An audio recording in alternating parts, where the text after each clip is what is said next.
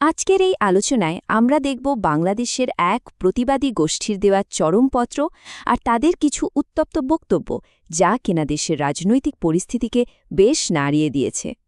শুধু এই একটা বাক্য ভাবুন তো একবার, এটাই কিন্তু পুরো পরিস্থিতির ভয়াবহতাটা তুলে ধরার জন্য যথেষ্ট।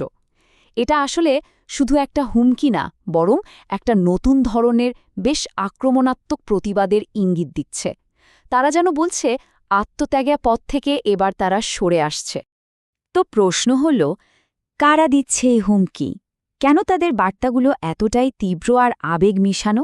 চলুন এই প্রতিবাদী গোষ্ঠীর পরিচয়টা একটু বোঝার চেষ্টা করি আর তাদের ক্ষোভের পেছনের কারণগুলো নিয়েও গভীরভাবে জানি।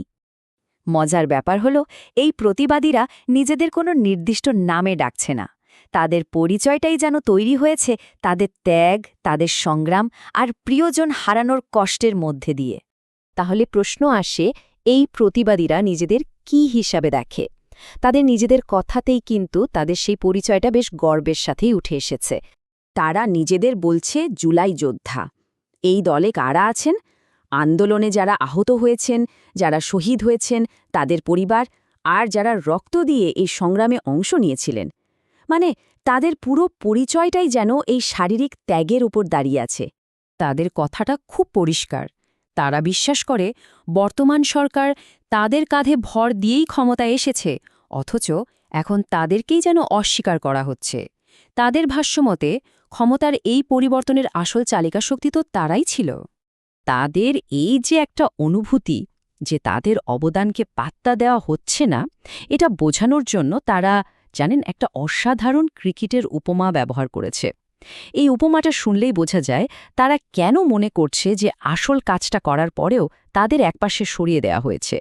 তারা বলতে চাইছে, একটা ম্যাচের প্রথম ৩০০ রান মানে কঠিন কাজটা করেছে তারা, আর সরকার এসে শুধু শেষের ১২টা রান করে ম্যাচ জিতিয়ে নিয়ে গেছে। এই উপমা দিয়ে তারা এটাই বোঝাতে চায় যে তাদের ত্যাগের তুলনায় সরকারের অর্জন আসলে খুবই সামান্য। আচ্ছা, তো এই যে এত ক্ষোভ, এত রাগ, এর আসল কারণটা কি? এর মূলে আছে একটা প্রতিশ্রুতি যা তাদের বিশ্বাস ভঙ্গ করা হয়েছে। এই পুরো আন্দোলনের একেবারে কেন্দ্রে রয়েছে জুলাই সনদ। এটা তাদের কাছে কোনো সাধারণ দাবি না, বরং এমন একটা বিষয় জানিয়ে কোনো আলোচনা বা দর কষাকষি চলবে না। এর সম্পূর্ণ বাস্তবায়ন না হলে তারা আর কিছুই মানতে রাজি নয়। তাদের বার্তাটা একদম স্পষ্ট এবং সরাসরি। হয় জুলাই সনদ বাস্তবায়ন করতে হবে, না হলে তারা রাজপথ ছাড়বে না। এখানে কোনো মাঝামাঝি পথের সুযোগ নেই। আর এখন পরিস্থিতি কিন্তু একেবারে চূড়ান্ত পর্যায়ে চলে যাচ্ছে। প্রতিবাদীরা তাদের দাবি আদায়ের জন্য আরও অনেক কঠোর পদক্ষেপ নেওয়ার হুমকি দিচ্ছে।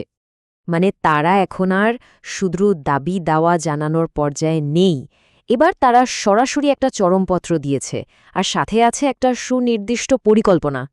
তাদের প্ল্যানটাও কিন্তু একদম পরিষ্কার। সপ্তাহান্তে সাধারণ প্রতিবাদ শেষ করে রবিবার থেকে সরাসরি সংসদ ভবন ঘেরাও করার কথা বলছে তারা। আর সবচেয়ে গুরুত্বপূর্ণ আর প্রতীকী যে বিষয়টা, তারা আহতদের সামনের সারিতে রাখার কথা বলছে। এটা তাদের অনড় মানসিকতারই একটা বড় প্রমাণ। তাদের মানসিকতার পরিবর্তনটা এখানে খুব ভালোভাবে বোঝা যায়। আগে যেখানে তাদের স্লোগান ছিল আত্মত্যাগ, মানে রক্ত দেওয়ার কথা, সেখানে এখন তারা সরাসরি আক্রমণাত্মক কথা বলছে, মানে পালাবার সময় দেব না। এই কথাটা কিন্তু একটা বিরাট পরিবর্তন। এখানেই শেষ নয়, নারীদের প্রতিও একটা বিশেষ আহ্বান জানানো হয়েছে। তাদের বলা হচ্ছে দেবী দুর্গার রূপ ধরে রাস্তায় নামতে, যা কিনা একটা খুবই শক্তিশালী ধর্মীয় এবং সাংস্কৃতিক প্রতীক। বোঝাই যাচ্ছে এটা আন্দোলনকে আরও তীব্র করার একটা চেষ্টা। তো এতক্ষণে এটা বেশ পরিষ্কার যে এই আন্দোলনের অনুভূতি আর লক্ষ্য দুটোই সময়ের সাথে সাথে কিভাবে বদলে গেছে। আত্মত্যাগের মানসিকতা থেকে সরে এসে এটা এখন সরাসরি একটা সংঘাতের দিকে এগোচ্ছে। কিন্তু এত হুমকি, এত চরমপত্রের পরেও তাদের মতে সমাধানের রাস্তাটা কিন্তু এখনও খুব সহজ আর আগের মতোই আছে। তাদের মূল দাবি অর্থাৎ জুলাই সনদের বাস্তবায়ন, এটাই শান্তি ফিরিয়ে আনার একমাত্র উপায়। জুলাই সনদটা তাদের কাছে এখন আর শুধু একটা কাগজের চুক্তি নয়, এটা তাদের কাছে রক্তের বিনিময়ে পাওয়া একটা আবেগঘন আর প্রতীকী ব্যাপার হয়ে দাঁড়িয়েছে। তাই এটাকে রক্ষা করা তারা একটা পবিত্র দায়িত্ব বলে মনে করছে। শেষ করার আগে একটা প্রশ্ন রেখে যাই। যারা মনে করে যে একটা নতুন সরকার তারাই তৈরি করেছে, সেই মানুষগুলোই যখন নিজেদের উপেক্ষিত বা প্রতারিত ভাবে, তখন পরিস্থিতি ঠিক কোন দিকে মোড় নিতে পারে এর উত্তরটা হয়তো সময় বলে দেবে।